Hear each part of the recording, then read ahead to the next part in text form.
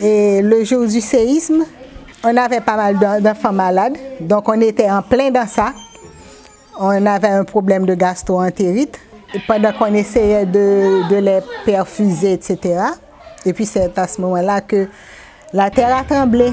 C'est le séisme qui a fait qu'on a changé de local parce que la maison, il y a la partie arrière qui s'est effondrée et la partie avant qui est très fissurée. Donc, il n'y avait pas moyen de rester dans la maison. Donc, le soir même, on a déménagé, si on peut dire. Mais dans combien d'enfants avez-vous ici dans cette nouvelle maison avec vous qui sont en cours procédure d'adoption?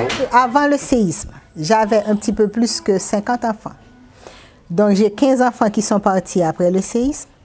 Donc là, maintenant, je sais que j'en ai 38, mais j'en ai 36 en procédure d'adoption et 2 qui ne sont pas attribués. Donc, vous faites l'adoption pour quel pays? Exclusivement pour la France. Et donc, les dossiers sont complets pour ces enfants-là, les 36? Non. Et c'est pour ça qu'on dit qu'ils sont en procédure d'adoption, parce que la procédure a plusieurs étapes. Les enfants qui sont partis, ce sont les enfants qui avaient un passeport, mais qui n'avaient pas encore le visa, et les enfants qui avaient le jugement. Donc, pour ces enfants-là, la procédure était terminée, donc ils ont pu partir. Tous les enfants qui sont là, soit ils attendent un jugement, soit leur dossier c'est avant le jugement, c'est-à-dire au parquet, soit ils sont à l'IBESR, soit le dossier est en constitution, mais l'attribution est faite. Donc, vous n'avez pas pu faire avancer certains dossiers pour aller plus vite? Non. Du séisme à aujourd'hui, à part les enfants qui sont partis, il n'y a rien qui s'est passé.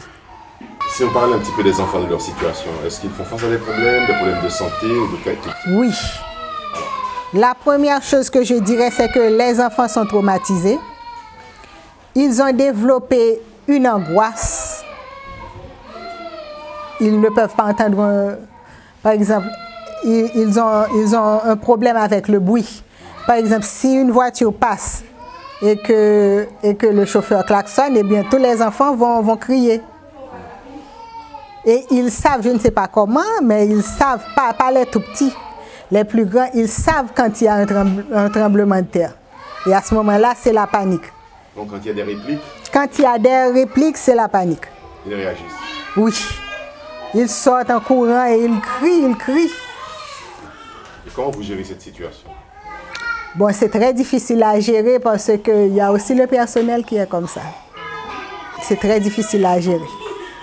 Donc, je dois attendre qu'ils se calment parce qu'il n'y a pas grand-chose à faire que leur dire que ça va aller, etc., ça va passer. Il n'y a pas grand-chose à faire.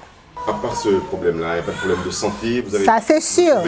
C'est sûr. C'est sûr qu'on a eu pas mal de problèmes de santé, qu'on a encore des problèmes de santé parce que tout de suite après le séisme, on s'est retrouvés dans un 2 pièces.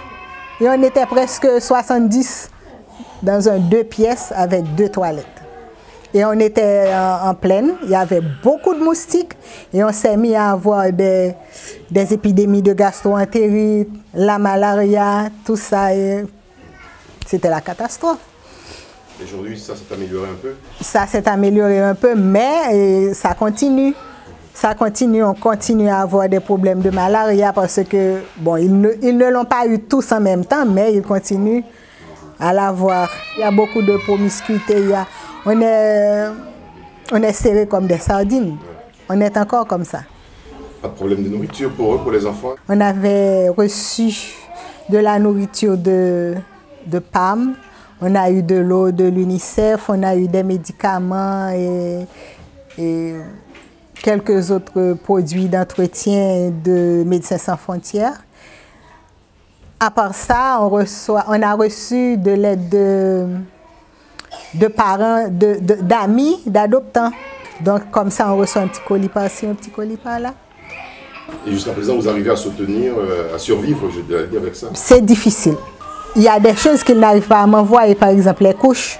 Donc ça, je dois me débrouiller. Et il y a un lait particulier qu'il me faut. Les plus petits, ils boivent du lait sans lactose. Ils le savent en France, les adoptants. Donc ils font comme ils peuvent pour envoyer de petites boîtes par-ci, par-là.